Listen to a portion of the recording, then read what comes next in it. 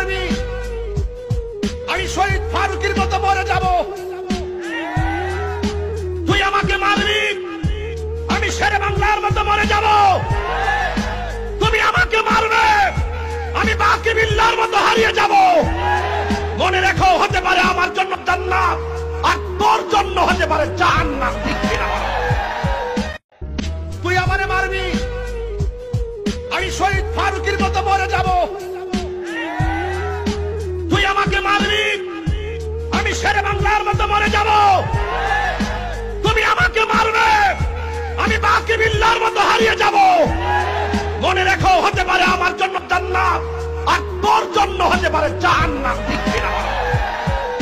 আসসালামু আলাইকুম ওয়া রাহমাতুল্লাহি ওয়া বারাকাতুহু। সুপ্রিয় দেশবাসী, আপনারা জানেন ভারতে আল্লাহর হাবিব সাল্লাল্লাহু আলাইহি সাল্লামের শানে কটূক্তির প্রতিবাদে সারা বাংলাদেশ জুড়ে বিভিন্ন জেলা উপজেলায় প্রতিবাদ, বিক্ষোভ, মানববন্ধন অনুষ্ঠিত হচ্ছে। এরই ধারাবাহিকতায় আজ 30শে সেপ্টেম্বর বিকাল 5টায় ব্রাহ্মণবাড়িয়া প্রেস ক্লাবে আমাদের একটি মানববন্ধনের আয়োজন করা হয়। উক্ত মানববন্ধনটিকে সফল এবং সুন্দর করার জন্য আমরা প্রশাসনের কাছে আমরা সহযোগিতা কামনা করি এবং প্রশাসন আমাদেরকে বলেছেন যে উক্ত প্রোগ্রামটি বাস্তবায়নের ক্ষেত্রে সিকিউরিটি থ্রেট রয়েছে। ওসি মহোদয় আমাকে এই কথা বলার পর তিনি বলেছেন যে এসপি মহোদয়ের সাথে কথা বলার জন্য। আমরা এসপি মহোদয়ের সাথে আমি নিজেই কথা বলেছি এবং এসপি মহোদয় নিজেও বলেছেন যে হুজুর এখানে একটু সিকিউরিটি থ্রেট আছে।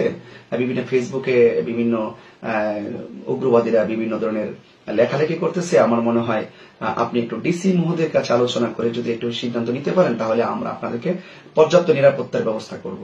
তো আমি এসপি মহোদয়কে গত রাত্রেই আমি বিষয়টা নিশ্চিত করেছি যে ইনশাল্লাহ আমরা আগামীকাল অর্থাৎ আজকে আর কি আমরা ডিসি মহোদয়ের সাথে সাক্ষাৎ করব।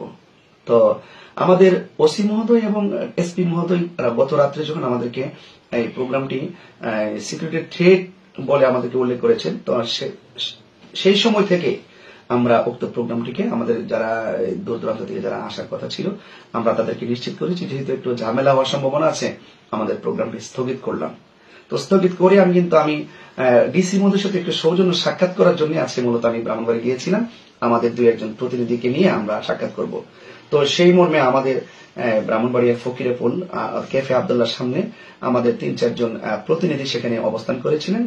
তাদেরকে ফোন দেওয়ার পরে আমি সেখানে যাই। সেখানে যাওয়ার পরে আমি ক্যাফে আব্দুল্লাহর ভিতরে 2 মিনিট আমি বসার পরে আমি আমাদের প্রতিনিধিদেরকে নিয়ে আমি গাড়িতে উঠি।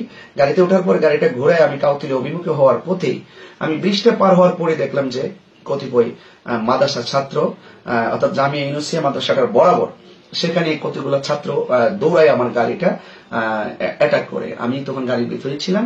তারা কোনো কথাই শুনতে প্রস্তুত না। তারা আমার গাড়িতে সামনের গ্লাসগুলো ভাঙচুর করে এবং আমাকে হামলা করার জন্য তারা খুব জোর চেষ্টা করে এবং আমার গাড়ির পাশের গ্লাসও কিন্তু তারা ভেঙে ফেলে এবং গ্লাসের কণাগুলা সিটে আমাদের গাড়িতে যারা ছিলেন তাদের উপরে ছিটকে পড়ে এবং পাশাপাশি আল্লাহর অশেষ রহমতে আমি কিন্তু সেখান থেকে চলে আসতে পেরেছি।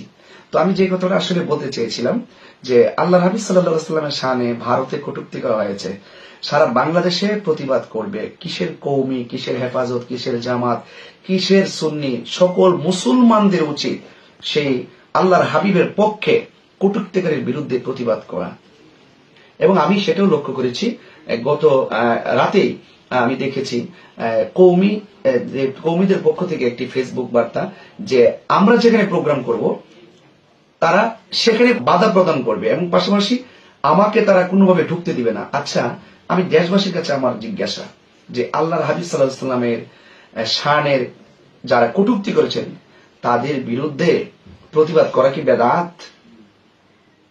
তাদের বিরুদ্ধে আল্লাহর হাবিবের শানে যারা কটূক্তি করেছেন তাদের বিরুদ্ধে প্রতিবাদ করা কি অন্যায়? যারা আমার গাড়িতে আমার এই মানববন্ধনটাকে ভাঙচুর বন্ধ করার জন্য প্রশাসনের কাছে বিভিন্নভাবে থ্রেট দিয়েছেন, এরা কোন ইসলামটা ভিতরে লালন করে? সেটা জাতির কাছে আমার প্রশ্ন। এবং আল্লাহর হাবিব সাল্লাল্লাহু আলাইহি ওয়াসাল্লামের শানে কটূক্তিকারী বিরুদ্ধে প্রতিবাদ করার জন্য যদি আমি ব্রাহ্মণবাড়ি গিয়ে থাকি তাহলে আমার গাড়িতে